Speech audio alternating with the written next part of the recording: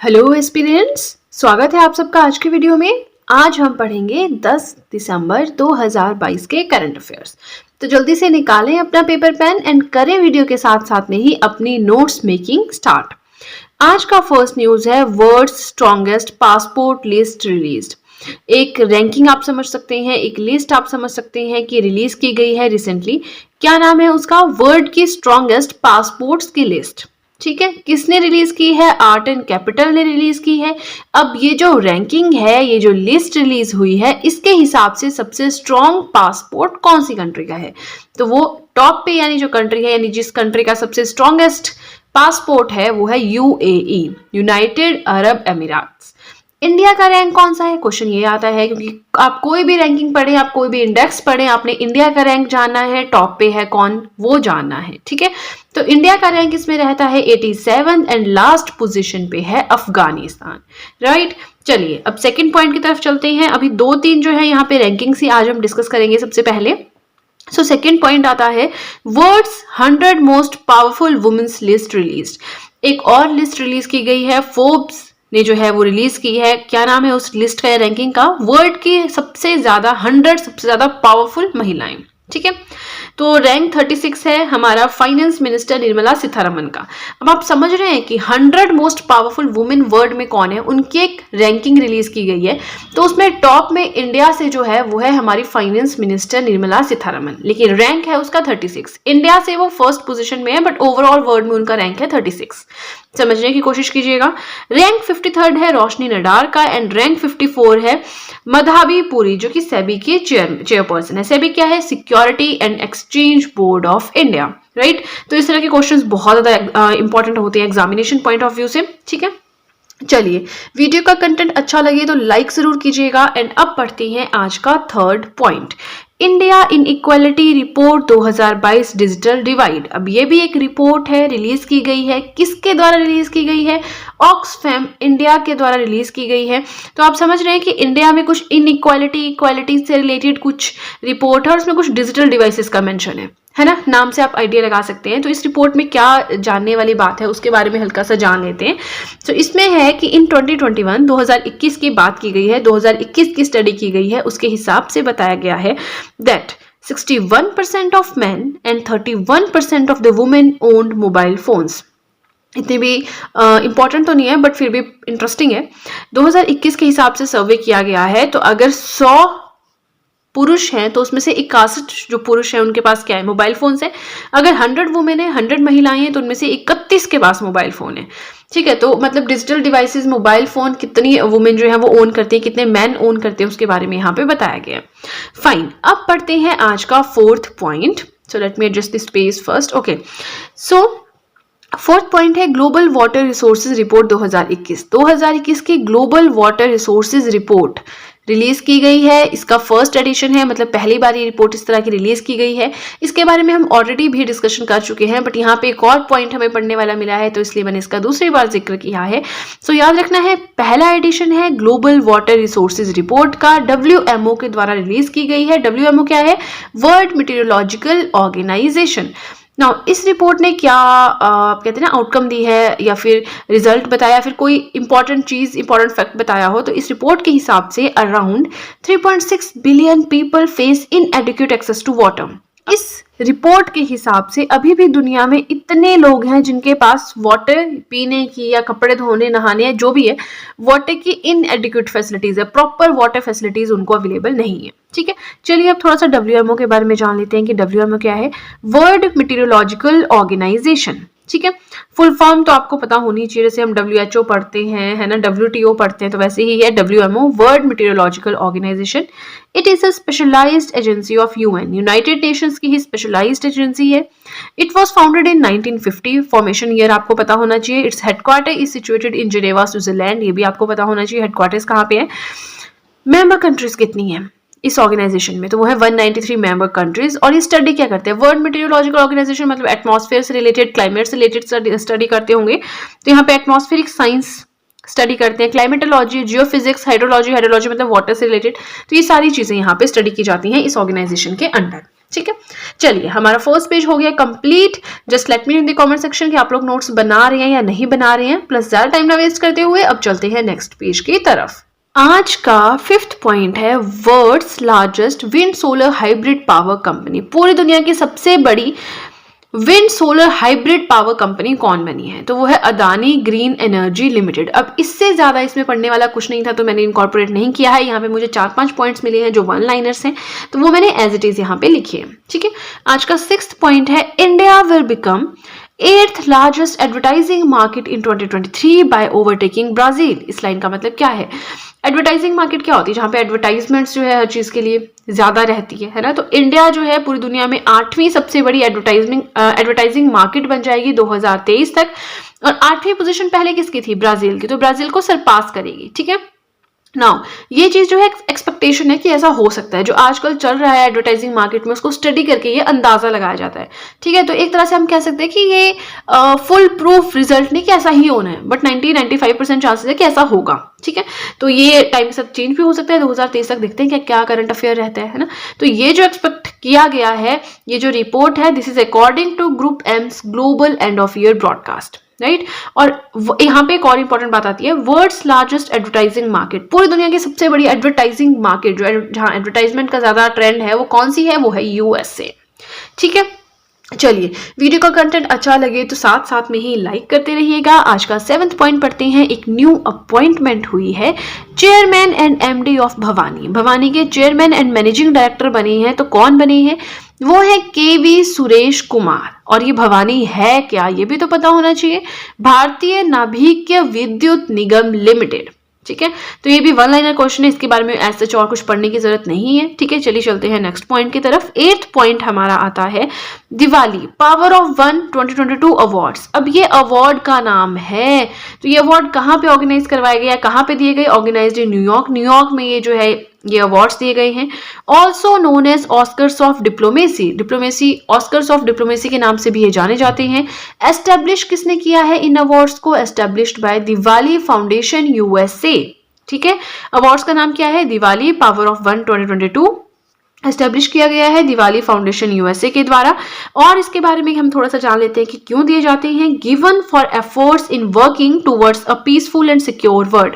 Peaceful और secure world की तरफ जो भी अच्छे एफर्ट्स करते हैं, है ना, दुनिया में शांति बनाए रखने के लिए, सुरक्षा मेंटेन रखने के लिए, उनको ये अवार्ड्स दिए जाते हैं। ठीक है, तो एक तरह से कोई ऐसा फील्ड नहीं है, जो अच्छा काम करते हैं उनको दिया जाता है ये अवार्ड। ठीक है, चलिए आज का 9th पॉइंट डिस्कस करते हैं। आपसे रिक्वेस्ट है वीडियो के साथ साथ में ही नोट्स बनाते रहें, नोट्स बनाने में कामचोरी ना करें।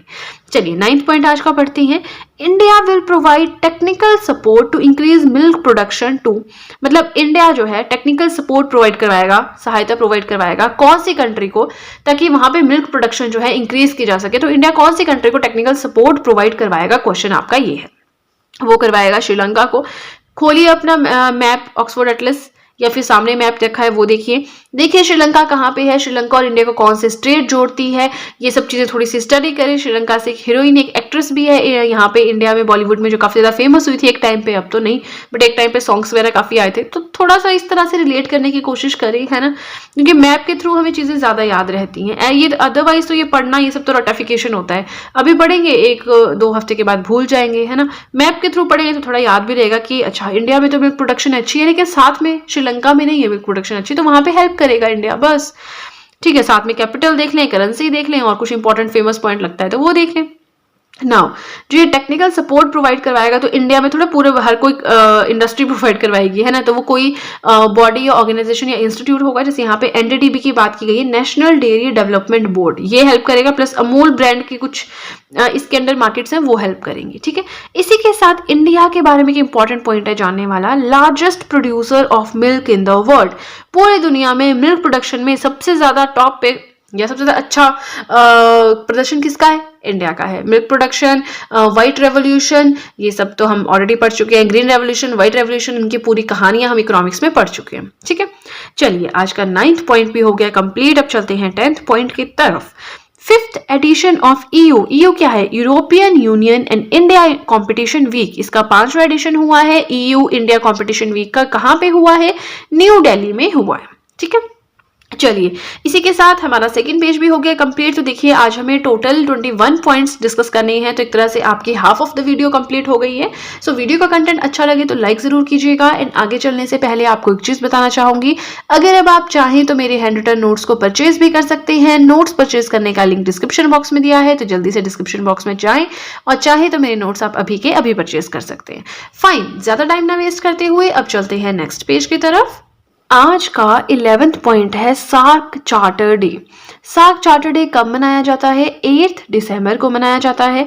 क्यों मनाया जाता है? To commemorate the adoption of SAARC charter. ये जो सार्क है, सार्क क्या है वो तो हम बाद में पढ़ेंगे, फिलहाल आप समझ लीजिए कि एक ऑर्गेनाइजेशन है, ठीक है। तो इस ऑर्गेनाइजेशन का चार्टर डे हम 8 दिसंबर को मनाते हैं। क्यों मनाते हैं? क्योंकि सार्क का चार्टर जो है वो अडॉप्ट किया गया था 8 दिसंबर को 1985 में। कहाँ पे? ढाका में, during the first summit of group. मतलब सार्क के जो मेंबर्स है, जब उनकी पहली मीटिंग हुई ढाका में, तो वहां पे ये चार्टर जो है एक्सेप्ट किया गया है, पास किया गया, अडॉप्ट किया गया। चलिए, काफी कुछ पढ़ लिया, थोड़ा सा सार्क के बारे में भी जान लेते हैं कि सार्क एक्चुअल में है क्या। तो फुल फॉर्म का सबसे पहले पता होना चाहिए, the south Asian association for regional corporation. तो नाम से पता लग रहा है कि एशिया का जो साउथ एशिया वाला पार्ट है, वहां की कुछ कंट्रीज की अपनी ऑर्गेनाइजेशन है, ठीक है। इंटरनेशनल लेवल की आप कह सकते हैं, साउथ एशियन लेवल की कह सकते हैं, ठीक है। Now its members. अब क्वेश्चन आता है कितने मेंबर्स हैं? 8 हैं। क्या इंडिया इसका मेंबर है या नहीं है? सबसे पहले तो आपको ये पता होना चाहिए। तो yes, India is the member of SAARC, ठीक है। और अभी आप क्या कीजिए, अपना एशिया कॉन्टिनेंट का मैप खोलिए। जैसे जैसे मैं कंट्रीज का नाम लूंगी, साथ में देखिए वो कंट्रीज कहाँ कहाँ पे लाई करती हैं। जैसे इंडिया है, नेपाल, भूटान, पाकिस्तान, अफगानिस्तान, श्रीलंका, मालदीव्स एंड बांग्लादेश। ये 8 कंट्रीज हैं जो मेंबर्स हैं सार्क के, ठीक है। हेडक्वार्टर्स कहाँ पे है सार्क के? काठमांडू, नेपाल में है। And it was founded in which year? तो वो अभी हमने पढ़ा 1985 में ये फाउंड किया गया था, ठीक है। तो चलिए, आई होप आपको इस सार्क वाला समझ आ गया होगा। 8 दिसंबर को जो है सार्क चार्टर डे मनाया जाता है, क्योंकि 8 दिसंबर 1985 को ये अडॉप्ट किया गया था चार्टर, ढाका में इसकी फर्स्ट मीटिंग में। इसमें टोटल 8 मेंबर्स हैं, हेडक्वार्टर्स है काठमांडू, नेपाल, ठीक है। चलिए, अब हमारा 11th पॉइंट भी हो गया कंप्लीट। आगे चलते हैं और पढ़ते हैं आज का 12th point. So Oxford's word of the year 2022। Oxford का वर्ड ऑफ द ईयर 2022 किसे चुना गया है? गॉबलिन मोड को चुना गया है। अब ये गॉबलिन मोड है क्या? It is a type of behaviour. Behaviour समझते हैं, हमारा बिहेवियर, कभी हम गुस्सा हो जाते हैं, खुश हो जाते हैं, तो हमारा नेचर टाइप बिहेवियर, तो आई होप आप समझते होंगे, ज्यादा एक्सप्लेन करने की जरूरत नहीं है यहाँ पे। So goblin mode is a type of behaviour, lazy, greedy, typically in a way that rejects social norms और एक्सपेक्टेशंस। जब हम सोसाइटी के हिसाब से नहीं चलते हैं, लेजी हो जाते हैं, ग्रीडी हो जाते हैं। लेजी समझते हैं ना, आलसी हो जाते हैं, और ग्रीडी होता है, लालची हो जाते हैं। जो हमारे सोशल नॉर्म्स है, जो सामाजिक रीति रिवाज है, उसके हिसाब से नहीं चलते हैं, उनकी जो सामाजिक एक्सपेक्टेशंस है उनके हिसाब से नहीं चलते, उनको रिजेक्ट करते हैं। तो इस तरह के बिहेवियर को कहा जाता है गॉबलिन मोड, ठीक है। तो ऑक्सफोर्ड ने क्या किया है? Word of the year 2022 select किया है गॉबलिन मोड को, राइट। चलिए, आज का 13th पॉइंट पढ़ते हैं। As per Google's report titled, मतलब गूगल की एक और रिपोर्ट आई है जिसका टाइटल क्या है? Year in search 2022। ये एक रिपोर्ट का नाम है ईयर इन सर्च 2022। तो इसके हिसाब से most searched trending topic in India, India में सबसे ज्यादा सर्च किया जाने वाला ट्रेंडिंग टॉपिक कौन सा है? तो वो है आईपीएल। पिछले आई थिंक 2 से 3 सालों से यही रह रहे हैं, ठीक है। आईपीएल तो आपको पता ही है, इंडियन प्रीमियर लीग, क्रिकेट से रिलेटेड है, आईपीएल मैचेस चलते हैं, तो फिर बॉयज को तो बहुत ज्यादा इंटरेस्ट होता है इनमें, है ना। चलिए, तो ध्यान रखना है, गूगल की रिपोर्ट आई है ईयर इन सर्च 2022। इसके हिसाब से सबसे ज्यादा सर्च किया जाने वाला ट्रेंडिंग टॉपिक इंडिया में क्या है? आईपीएल। सेकंड नंबर पे कौन सा है? कोविन। थर्ड नंबर पे कौन सा है? FIFA world cup. तो ये क्या है? ये वर्ड्स है जो बार बार सर्च किए जाते हैं, ठीक है। तो उस हिसाब से यहाँ पे इन्होंने रैंकिंग दी है। चलिए, अब इसी में एक और इंपॉर्टेंट पॉइंट आता है, most searched personality in India 2022। 2022 में सबसे ज्यादा सर्च की गई पर्सनैलिटी समझते ना, कोई भी पर्सन, चाहे वो पॉलिटिशियन है, चाहे वो एक्टर है, चाहे वो डांसर है, चाहे वो सिंगर है, कुछ भी है। तो सबसे ज्यादा सर्च की जाने वाली पर्सनैलिटी इंडिया में 2022 में कौन बना है? वो है नुपुर शर्मा। और सेकंड नंबर पे Droupadi Murmu, who is the right now president of India, right. चलिए, इसी के साथ हमारा ये पेज भी हो गया कंप्लीट। सो आपको अगर वीडियो का कंटेंट अच्छा लगे तो लाइक जरूर कीजिएगा, लाइक करने में बिल्कुल भी कंजूसी मत कीजिएगा। प्लस अगर आप चाहें तो मुझे इंस्टाग्राम पे भी फॉलो कर सकते हैं। अपने इंस्टाग्राम अकाउंट का लिंक मैंने डिस्क्रिप्शन बॉक्स में दिया है, तो जल्दी से डिस्क्रिप्शन बॉक्स में जाएं और मुझे अभी के अभी फॉलो करें। फाइन, अब ज्यादा टाइम ना वेस्ट करते हुए चलते हैं नेक्स्ट पेज की तरफ। अब हम पहुंच गए हैं आज के लास्ट पेज की ओर। ठीक है, टोटल मैंने आपको बताया कि हमें 21 पॉइंट्स आज डिस्कस करने हैं, राइट। तो आज हम पहुंच गए हैं अपने 14th पॉइंट की ओर। अब थोड़ा सा कंटेंट बचा है, वीडियो को एंड तक जरूर देखिए सो दैट आपकी प्रिपरेशन में, आपके गवर्नमेंट एग्जाम्स की प्रिपरेशन में ये बेनिफिशियल प्रूफ हो सके। फाइन, आज का 14th पॉइंट है football player who join Saudi Arabian club Al Nassr. ऐसे कौन से फुटबॉल प्लेयर हैं जिन्होंने रिसेंटली जो है सऊदी अरेबियन क्लब को ज्वाइन किया है, अल नसार को, जो है अल नासर। ठीक है, इसको जो उनका नाम क्या है फुटबॉल प्लेयर का, क्वेश्चन ये है। तो वो है क्रिस्टियानो रोनाल्डो, राइट। तो इसके बारे में और कुछ तो है नहीं जानने के लिए। इनके बारे में मैं ऑलरेडी आपके साथ काफी बार डिस्कस कर चुकी हूँ, बार बार इनका नाम आता है ना। चलिए आज का 15th पॉइंट पढ़ते हैं, बहुत ज्यादा इंपॉर्टेंट है। Current repo rate as per RBI. RBI क्या है? Reserve Bank of India, central banking agency, जो कंट्रोल करती है, मॉनिटर करती है, रेगुलेट करती है सारे बैंक्स को। तो ये क्या करती है? Repo rate, bank rate, reverse repo rate, ये सारी जो रैंकिंग्स है, ठीक है, परसेंटेज, ये सब जो है रिलीज करती है। तो आरबीआई के हिसाब से करंट रेपो रेट क्या है? तो वो है 6.25%। 35 पॉइंट्स इन्होंने मतलब बढ़ा दिए ना। रेपो रेट क्या होता है ये तो हम याद कर लेंगे, 6.25% है। रेपो रेट होता क्या है तो वो समझने वाली बात है, बहुत इंपॉर्टेंट है, ध्यान से सुनिएगा। Repo rate is the interest rate at which the central bank of a country lends money to commercial banks.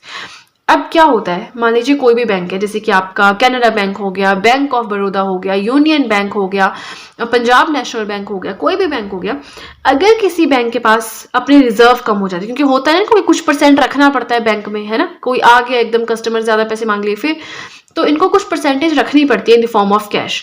तो अगर इनके पास उतना पैसा नहीं है, क्योंकि एक्चुअल में करते क्या है, लोगों से पैसे लेके कोई आरडी बना रहा है, एफडी बना रहा है, पीपीएफ बना रहे हैं, पैसे इकट्ठे करने, तो उसको म्यूचुअल फंड में डालते हैं या फिर स्टॉक्स में लगाते हैं, वहां से पैसा अर्न करते हैं, है ना, फिर हमें इंटरेस्ट रेट देते हैं। सो जब एक अमाउंट रिजर्व्ड रहना चाहिए जो बैंक्स में, वो नहीं रहता इनके पास, तो क्या करते हैं, ये आरबीआई के पास जाते हैं, उनसे पैसा उधार लेते हैं। तो आरबीआई उस टाइम जिस रेट ऑफ इंटरेस्ट पे पैसा देता है बैंक्स को, उसे कहते हैं रेपो रेट। बस आरबीआई ने उधारी पे दे दिया पैसा बाकी सारे कमर्शियल बैंक्स को, जिसको भी चाहिए उसको बोल दिया रेपो रेट। तो रेपो रेट कितना है? 6.25%। अगर आप 100 रुपए आरबीआई से लोगे तो आपको 106.25 रुपए आरबीआई को वापस करने पड़ेंगे, इंडिविजुअल को नहीं, बैंक की बात हो रही है। ठीक है, चलिए 15 पॉइंट हो गया। आप चलते हैं आज के 16th पॉइंट की ओर, ये भी बहुत इंपॉर्टेंट है। Indian billionaires listed in the Forbes Asia's heroes of philanthropy list.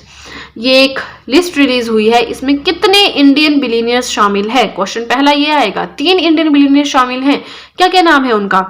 Gautam Adani, Shiv Nadar, Ashok सूटा। ठीक है, ध्यान रखना है 3 इंडियन बिलियनियर्स हैं जो फोर्ब की Asia heroes of philanthropy list में शामिल हैं, जिनका नाम शुमार है।